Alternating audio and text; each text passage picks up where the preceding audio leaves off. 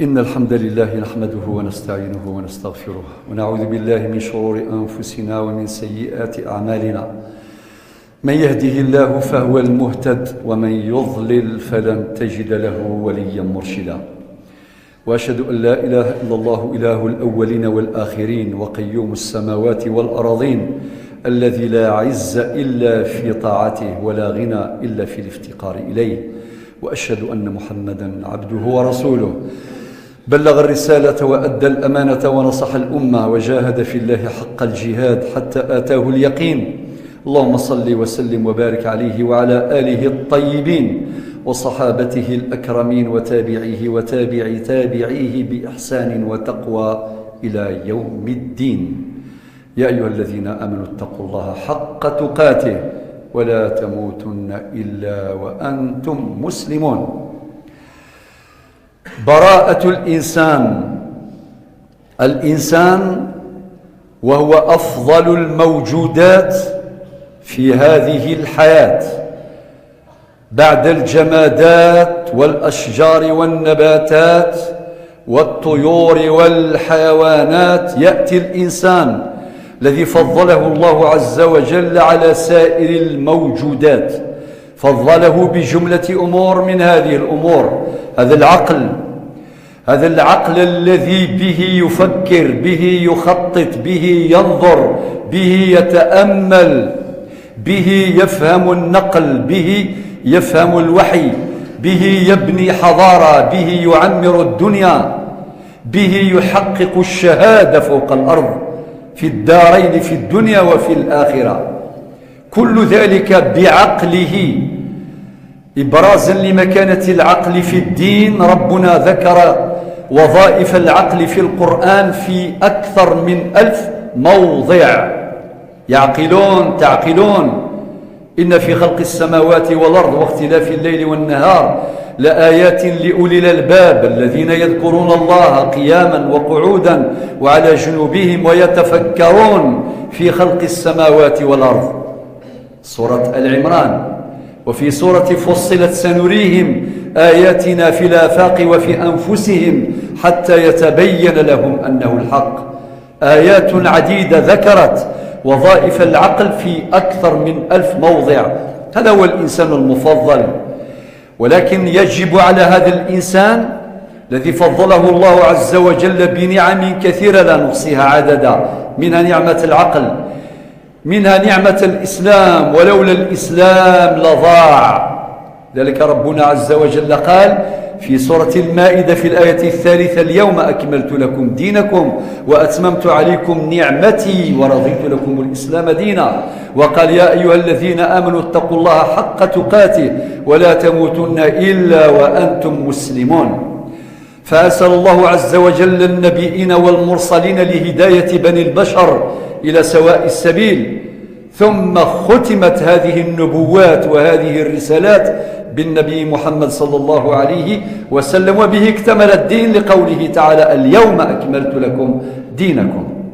إذن بعد ذلك كله ربنا رسم منهاج الحياة لهذا الإنسان في مثل قوله تعالى وأن هذا صراطي مستقيما فاتبعوه ولا تتبعوا السبل فتفرق بكم عن سبيله. وقال الله عز وجل في سورة الإسراء في الآية 9: إن هذا القرآن يهدي للتي هي أقوم. إذن هدايات القرآن تأخذ بلب الإنسان وبعقله إلى طريق الحق وطريق الصواب، الطريق المستقيم. على هذا الإنسان أن يحقق براءته في هذه الدنيا ثم في الآخر، تمهيدا للبراءة الكاملة في دار القرار. فالإنسان مطالب بالاجتهاد من أجل تحقيق البراءة. ربنا قال في سورة الشعراء في الآيتين 88 89: يوم لا ينفع مال ولا بنون إلا من أتى الله بقلب سليم. وقال في سورة البقرة في الآية 281: وهي آخر ما أنزل في الوحي الطاهر عند جمهرة العلماء: واتقوا يوما ترجعون فيه إلى الله ثم توفى كل نفس ما كسبت وهم لا يظلمون. لا يمكن للإنسان أن يحقق براءته إلا إذا عمل على تحقيقها في المجالات الآتية. المجال الأول مع الله، مع الخالق. المجال الثاني مع بني البشر، مع بني الإنسان. المجال الثالث مع الكون الفسيح. مع الله بأن يؤمن به، بأن يستجيب لعقيدة التوحيد. وما أرسلنا من قبلك من رسول إلا نوحي يوحى قراءتان إليه أنه لا إله إلا أنا فاعبدون. لابد أن يؤمن الإنسان برب واحد يوحده لا يشرك به شيئا، أن تكون عقيدته بعيدة تماما عن جميع الشوائب التي تقدح فيها على وجه الإطلاق. ثم يعبد الله الواحد. ربنا قال إياك نعبد وإياك نستعين، والآيات عديدة في هذا المجال، منها ما قال ربنا عز وجل واعبد ربك حتى يأتيك اليقين. أداء الواجبات الدينية الواردة في الوحيين في الكتاب والسنة هذا الشرط الأول والمجال الأول لتحقيق براءة الإنسان. والمجال الثاني تحقيق براءة الإنسان مع الخلق، مع بني البشر. تربطنا بالناس علاقات، روابط، التزامات، انتماءات، التزامات. لا بد أن نؤدي واجباتنا تجاه بني البشر مع الوالدين والأولاد والأهل والجيران والأقارب وكل الناس في العقود المختلفة، في العقود التجارية والعقارية والإدارية، جميع الالتزامات. نلخص ذلك بجملة واحدة تختزل جميع تلك المعاني: تتعدد التزاماتنا بتعدد انتماءاتنا. ذلك هو المجال الثاني لتحقيق براءة الإنسان. أستغفر الله لي ولكم. الحمد لله رب العالمين، والصلاة والسلام على أشرف المرسلين، وأشهد أن لا إله إلا الله ولي الصالحين، وأشهد أن محمدا عبده ورسوله خاتم النبيين وإمام المرسلين. ثم يأتي المجال الثالث أن يحقق الإنسان براءته مع جميع الكائنات في هذا الكون الفسيح، مع النباتات، مع الأشجار، مع الحيوانات، مع الطيور، مع الجبال، مع الأرض، مع كل شيء. كل ما هو موجود نحن مطالبون بتحقيق براءتنا. أتدرون لما؟ لأننا أمرنا بعمارة الأرض لا بإفسادها، أمرنا بإصلاحها لا بإفسادها. فالله كما يقول في عديد الآيات: إن الله لا يحب الفساد، إن الله لا يحب المفسدين. فإذا اجتهد الإنسان في تحقيق براءته في جميع هذه المجالات، يومها تنتهي حياته وتنتهي حياتنا بشهيق أو زفير. كما قال الشاعر في هذا الباب، يقول: حينما زارت تلك المقابر أتيت القبور فناديتها، فأين المعظم فيك والمحتقر، وأين المذل بسلطانه، وأين المزكى إذا ما افتخر. تساووا جميعا وماتوا جميعا ومات الأثر، تروح وتغدو بنات الثرى وتمحو محاسن تلك الصور. فيا سائلي عن أناس مضوا، أما لك فيما مضى معتبر. اللهم اشف مرضانا ومرضى المسلمين، وارحم موتانا وموتى المسلمين. اللهم ارزقنا حسن الخاتمة. اللهم أرنا الحق حقا وارزقنا اتباعه، وأرنا الباطل باطلا وارزقنا اجتنابه. اللهم زدنا إيمانا وتقوى ويقينا. اللهم زدنا فهما وعلما. اللهم خذ بأيدينا أخذ الكرام عليك. اللهم انصر إخواننا المجاهدين في غزة. اللهم انصر إخواننا وأخواتنا المجاهدين المجاهدات في فلسطين، اللهم انصرهم نصرا مؤزرا. اللهم وفقنا جميعا إلى ما تحب وترضى. اللهم احفظ بلادنا الجزائر من كل سوء ومن جميع الفتن ما ظهر منها وما بطن. آمين آمين، والحمد لله رب العالمين. وأقم الصلاة.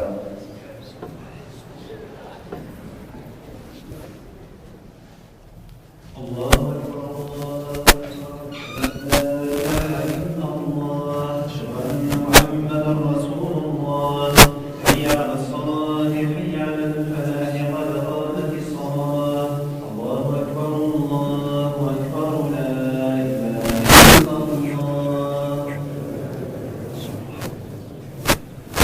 استووا استقيموا يرحمكم الله. استووا اعتدلوا.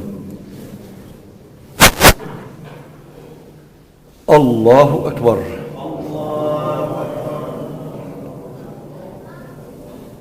الحمد لله رب العالمين الرحمن الرحيم مالك يوم الدين إياك نعبد وإياك نستعين اهدنا الصراط المستقيم صراط الذين أنعمت عليهم غير المغضوب عليهم ولا الضالين.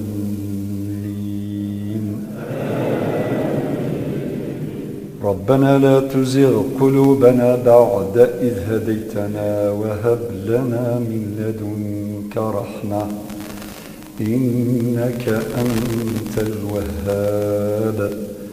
ربنا إنك جامع الناس ليوم لا ريب فيه إن الله لا يخلف الميعاد. الله أكبر.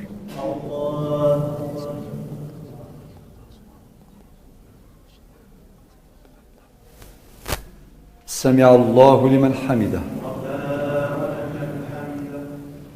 الله أكبر.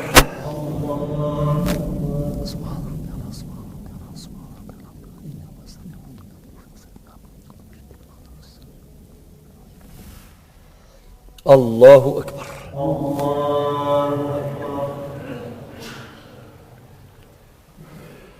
الله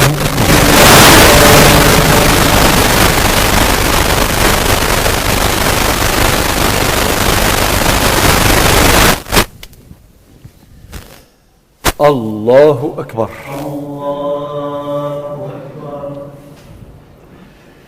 الحمد لله رب العالمين الرحمن الرحيم مالك يوم الدين إياك نعبد وإياك نستعين اهدنا الصراط المستقيم صراط الذين أنعمت عليهم غير المغضوب عليهم ولا الضالين.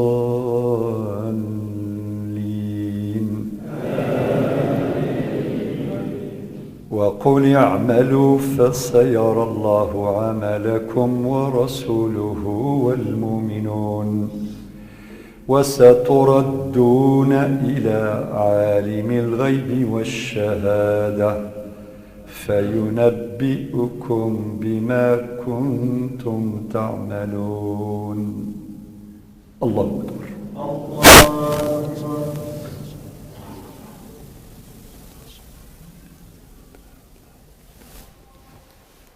سمع الله لمن حمده.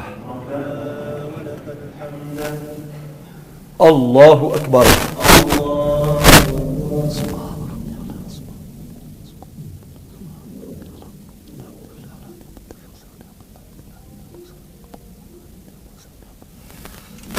الله أكبر.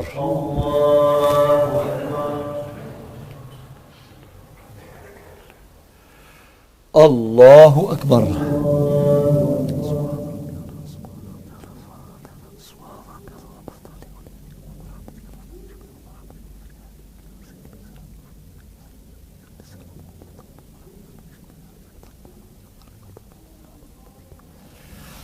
الله أكبر.